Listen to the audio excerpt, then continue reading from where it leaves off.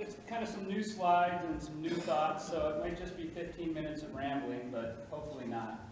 I think early on I was supposed to give one of the plenaries, but I missed my flight. Kit O'Connor gave it in my place, and one of the things we started with in that, or focused on in that, is kind of the system of fire management and how that's leading to really getting us all of the things we don't want out of the cohesive strategy. Our communities are becoming less fire adapted.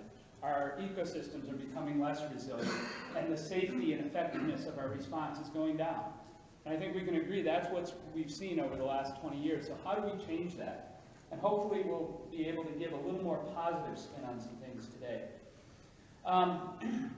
Again, one of the things is we've been able to self-identify a lot of our problems pretty well. I think 1975, Karen, right, when we started talking about bringing fire management into our land management planning and taking a risk-based approach in 1975. 30 years later, or is that, I guess that's 40 years later, we're still not where we should be in that regard. This was the Dialogus report in 2006. What is it in about our ways of operating and our culture, our way of doing things that puts people in situations where they're killed? This is particularly evident in cases where accidents arise out of known and foreseeable circumstances and yet seem to happen anyways. Despite statements about inevitable risk, many of the accidents arise not out of catastrophic and unanticipated difficulties, but out of ones that are often later deemed to have been foreseeable. And they follow this up with, to address safety alone would, in our view, run the risk of confusing a symptom for a deeper problem and would unlikely be effective. This kicked off the safety engagements. We've spent the first, probably, if we think about the last decade, probably the first 8 years of this, risk management was safety. We didn't think beyond safety, and we're finally starting to break that and starting to get a little more mature view of risk management. But 10 years ago, to address safety alone, and that's essentially what we've done. If you think about Life First, we're starting to get a little bit broader, but again, safety is what comes up. And this was a systems diagram that Dialogus put together and basically said the lack of core leadership, alignment, and mission clarity. I think I talked a little bit about this in some of my other talks, the fact that our objectives for fire management have never been clearly articulated. The public land objectives, the state's objectives, the community objectives are very clear, put the fire out. But the public land objectives lack significant clarity, and that's coming from leadership. It results in a breakdown of community and quality of relationships, which limits our capability, which results in fragmented execution, which further reduces clarity. And this, I think, is evident in a recent OIG report. This came out 2016. Forest Service lacks a consistent cross-agency process for selecting highest priority hazardous fuels reduction projects for completion. Units do not use scientifically based risk assessment to select projects. They do not document the processes used for selecting projects, and the WO does not review project decisions made at regional and district levels. FS may not apply its limited hazardous fuels reduction resources to the areas most in need of treatment, placing areas at increased risk of catastrophic wildfire. Inaccurate reporting and accounting means that FS may not know what is actually spent on hazardous fuel reduction related work, which may cause funding decisions to be based on inaccurate information. So let's go back to this slide. Seems like it's describing what's going on in hazardous fuels. I know there's been a lot of work over the last few years to try to break that, and Elizabeth, when she was in the position, has gotten some really good progress on these issues, but it still is a major problem. And I think we can even kind of take it as a bigger systemic problem when we look at the 2000 fire plan, where we basically went to Congress and said, if you just give us enough money to treat all condition class 3 lands, we'll solve your problem. Well, they didn't give us enough money, and we didn't solve the problem, and we keep talking about if we only had more money, we could solve this problem. And I think it's a little bit myopic to suggest that all we need is just a little bit more. And, you know, the other thing I'd like to point out, I think almost all of this, with the exception of the limited funding, is absolutely appropriate to suppression as well. So how do we change that? How do we get where we want to go? So Kit introduced that kind of simple cohesive strategy system flow that kind of led us to increasing bad outcomes in all of the metrics that we should care about. This is probably unreadable to almost all of you except for a few in this corner here. But this is kind of a systems diagram of how we can break this cycle by getting more ecologically appropriate fire on the landscape. And just to start with this diagram, if we start with planning our response for limited suppression, if we get better at our planning of response and we identify on the landscape where we want fire and how we're going to deal with our suppression efforts and not overcommit when things are going wrong, it will lead to more ecologically appropriate fire on the landscape.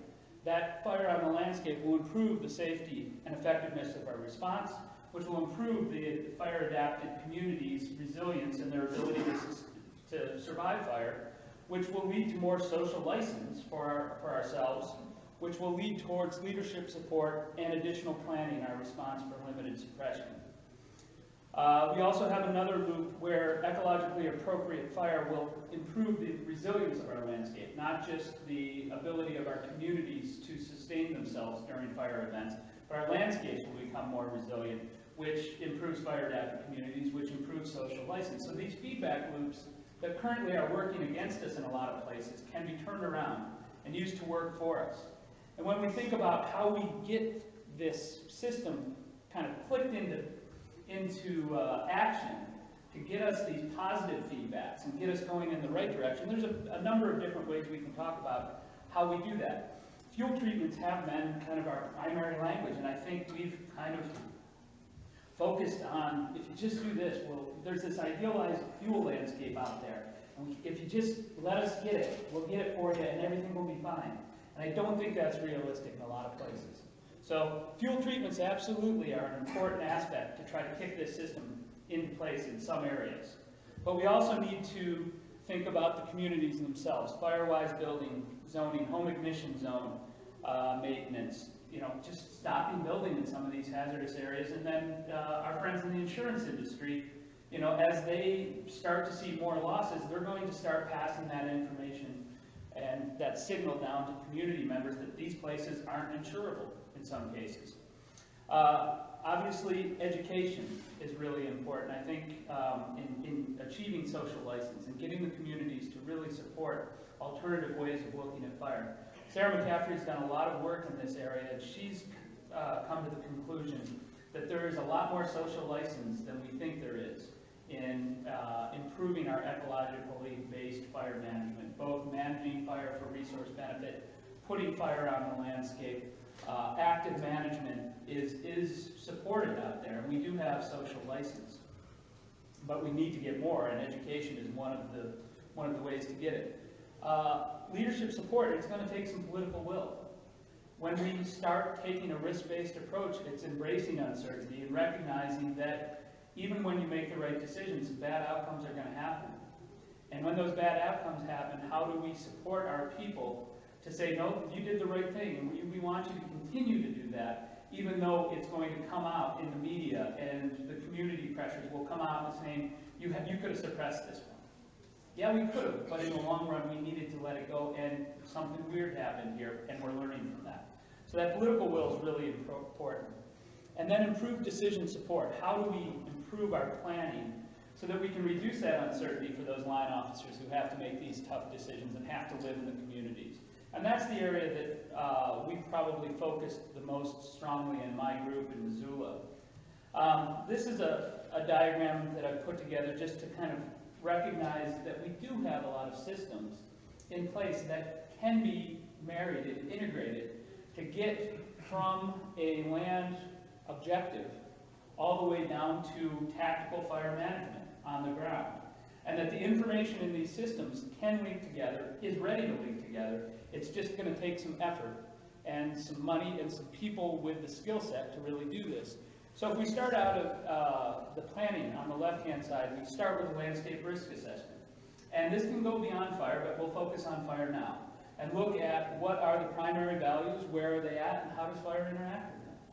And from that, we then can build our land management plans that identify really what's a feasible outcome for this landscape, do we want this landscape to look like, and how does fire play its role in this landscape? These revisions, I think we saw some of those yesterday in the session we had, lead to spatial fire plans that can be loaded into WFDIS that are based on the land management planning and feed into the decision support that we use when an incident occurs. But also, every one of these systems can also inform our fuels planning. And our fuels planning then can inform our risk assessment, because if we modify the fuels, our risks are going to change. The systems are there, they use the same data, we have some similar processes, the same kinds of thought process, the framework's there. When we do change the fuels, when we do our fuels planning, it changes fuels, which changes our risk, as I said. We also have prevention. These are the mitigation things we can do before a fire occurs. But once the fire occurs, we've already thought about what we're really trying to achieve on the landscape through fire, and we have spatial identification of where we're going to interact with fire, how we're going to interact with fire, and why we're going to interact with fire. That leads to the strategy. And the strategy then leads to our tactics. I think this is an area where we've really dropped the ball. The strategies, we've relied so heavily on the incident command teams to come up with strategies. We give them weak objectives and say, go do this, and they have to come up with the strategies. That strategy has to reside on the forest. The tactics are what incident management teams can do. And those strategies and tactics lead to a fire outcome.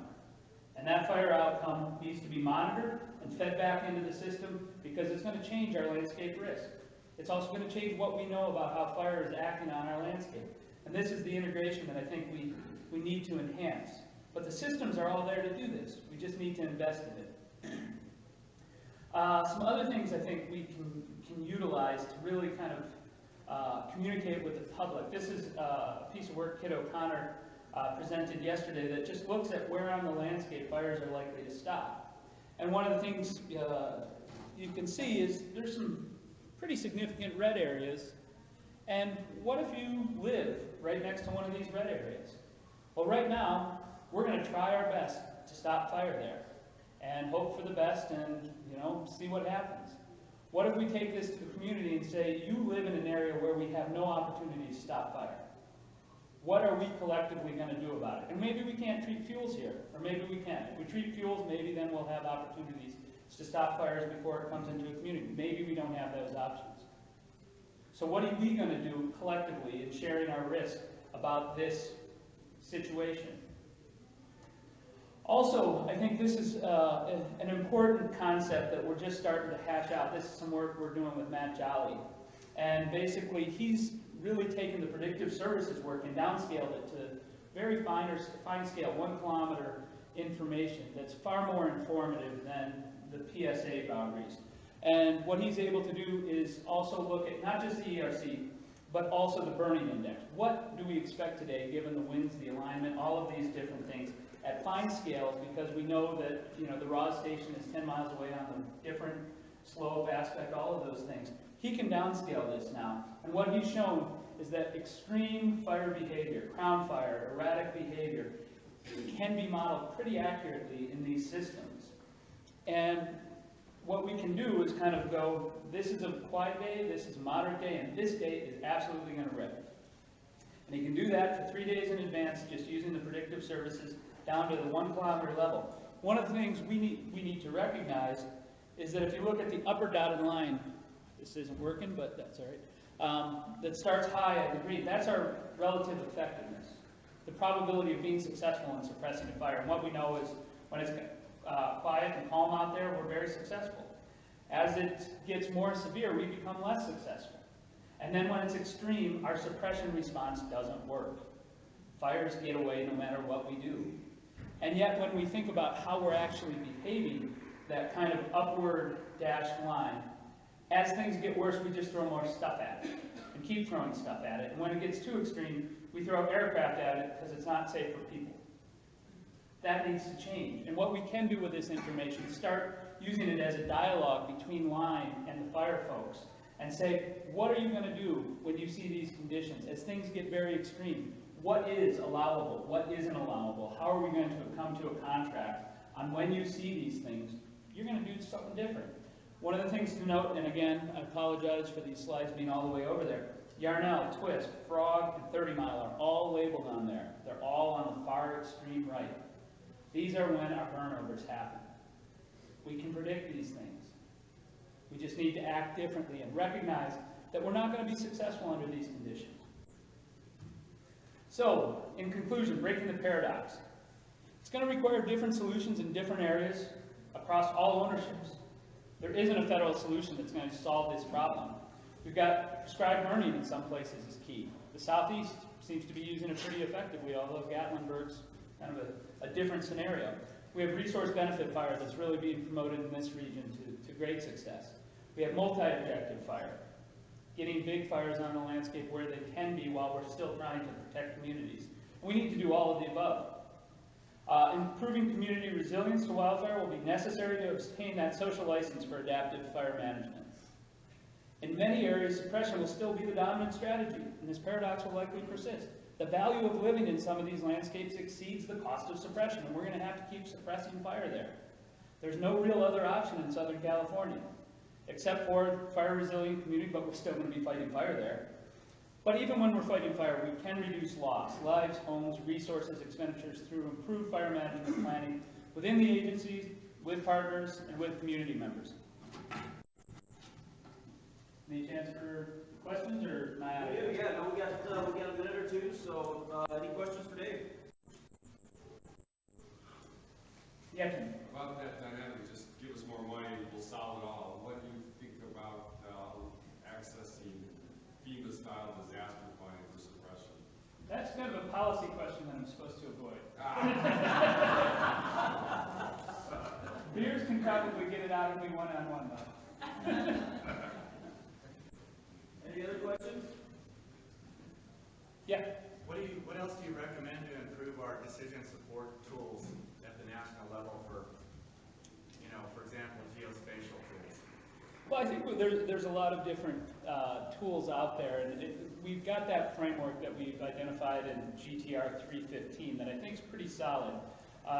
Greg Dillon's working on a national level of work of that, but one of the things that's most important about that framework is the scalability. The decision at the Washington office, you can't take that and zoom into a favorite pixel and go, oh, this is what I'm supposed to do here. Because the things we're trying to do at the Washington office need to be refined at the regional office and at the forest level, but guidance at that national level needs to be enhanced a little bit about here's what we're trying to achieve and how we're going to go about achieving it. But I think that framework is relatively solid. It just needs to be interpreted and kind of implemented at the finer scale as well. And it's not going, you can't just roll up fine scale analysis into a national analysis, and you can't scale down a national analysis to the fine analysis. But the framework is relevant at all these scales. Okay, thanks, Dave.